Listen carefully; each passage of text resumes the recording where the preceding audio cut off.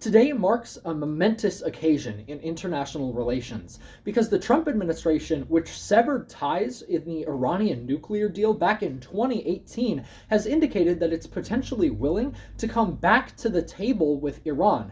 Because this morning, Donald Trump was interviewed by Fox Business, in which he said, "I've written a letter saying, I hope you're going to negotiate, because if we have to go in militarily, that's going to be a terrible thing for them." But unfortunately for the Trump administration's regional efforts, the current Iranian supreme leader, Ayatollah Ali Khamenei, has refused negotiations with the United States, according to The Guardian as of this morning. And because, according to Iran Watch, on December 18th of 2024, Iran may have already developed its own capabilities to build a nuclear weapon, it's critical that we ask today's question as nuclear tensions flare around the world. How will Iran's nuclear negotiations affect Middle Eastern stability in 2025? Answering that, surprisingly, if the United States' negotiations with Iran fail, it means more stability in the Middle East in three key ways. Firstly, how Iran can use the threat of nuclear intervention against Israel, which is spurring conflict in the region currently.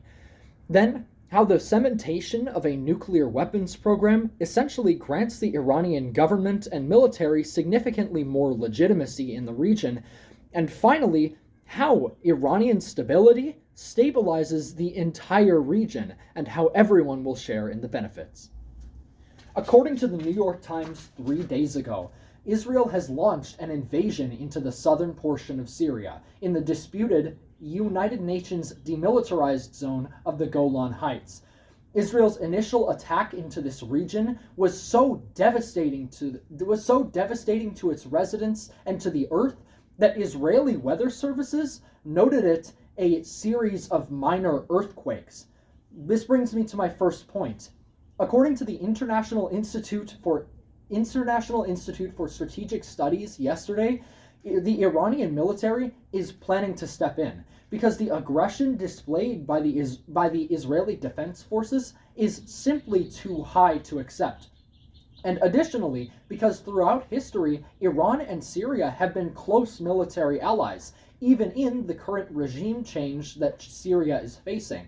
This is because Muslim-populated nations around the world seem to have a vested interest in Syria, because Syria holds a large population of monuments and shrines that are significant to the religion of Islam.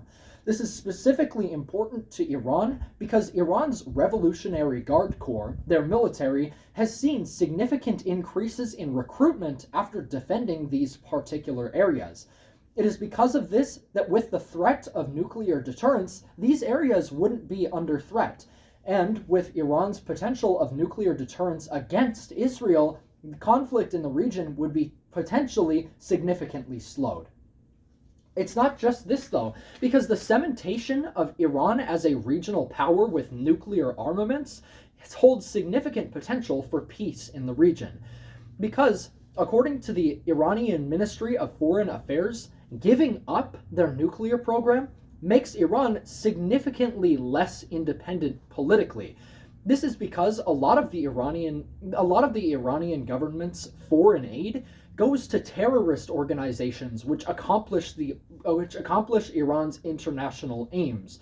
This is exemplified in groups like Hezbollah and Hamas, which have recently been completely cut off from funding from the Iranian government, according to the same report from the Ministry of Foreign Affairs.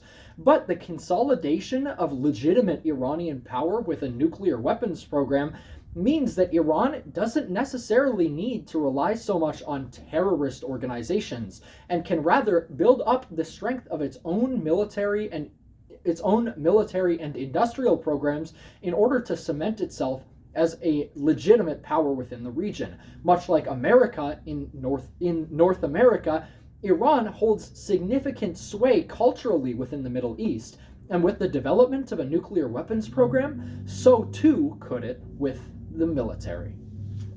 Finally, because of the increases of Iranian political independence that come from nuclear armament, we have to examine that Iranian increases in military strength will not just lead to increases in strength for Iran, but the entirety of the Middle East. Because as of current, Western investors, which are critical to the development of most foreign nations, are overlooking the Middle East as a region entirely because of conflict.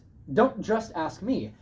According to the Alliance Bernstein, an international investment firm, on May 21st of 2024, international investors overlook the Middle East in a lot of cases because despite having one of the largest potentials for development in the non-industrial world, the Middle East is simply too conflict-ridden. It's too risky to invest in this region because of conflicts that have been spurred. However, the threat of nuclear armament by Iran that has been left on the table by the failure in these negotiations between the US and Iran means that Iran will have the potential, may potentially already have the potential to use a nuclear deterrent against the forces that are causing conflict within the region. And especially as Iran consolidates power in its military structure through the nuclear armament and the strengthening of the Revolutionary Guard Corps, other nations will grow increasingly attractive to Western investors as Iran cements itself as the potential police force of the region. So, we see clearly in this that a failure to negotiate leads to increased Iranian military strength, making the region more secure to Western investors. So, when asking today's question, how will Iran's nuclear negotiations affect Middle Eastern security in 2025? We answer that we hope these negotiations fail for three main reasons. Firstly, so Iran can serve as a bulwark against Israeli territorial ambitions. Then, how the cementation of Iran as a legitimate regional power leads to increased military strength. And finally, how that military strength is attractive to Western investors as Iran becomes a stronger nation.